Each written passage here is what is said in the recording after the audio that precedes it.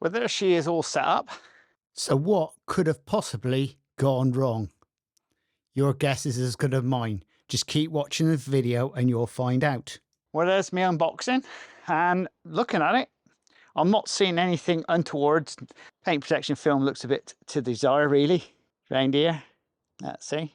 I'll describe it exactly how I see it. So if you're listening to this, who put that on, it does look a bit of a shite job. And there's bubbles and all in it.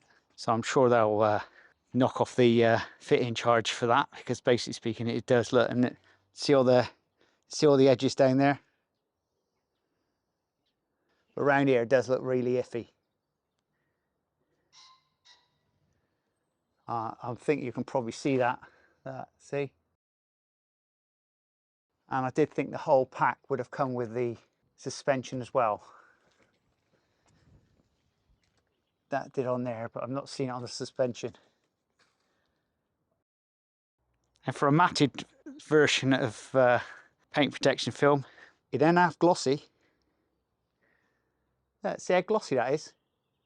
It's the same as my car, and I haven't even got matte on mine. You can tell the difference between matte, see? Yeah, that's matte on there, but then it's matte underneath. It's very iffy over here. All the bubbles. And the word is, oh, I think they might come out.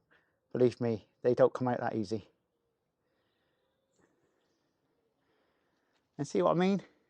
Since recording this video, the company has fully refunded me for fitting and the paint protection film, because it's really probably one of the worst jobs I've ever seen. It's got milking in it, and that's basically where it's like there's contamination actually under the paint protection film. But you never know. Sometimes these things do it. It can actually be the manufacturer of the PPF. Depends, but I'm guessing it's actually the installation itself, because it is very poor.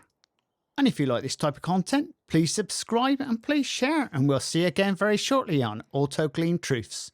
Laters! Back the Sharan.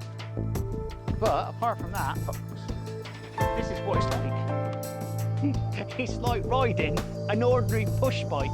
I can't believe it. It's so light.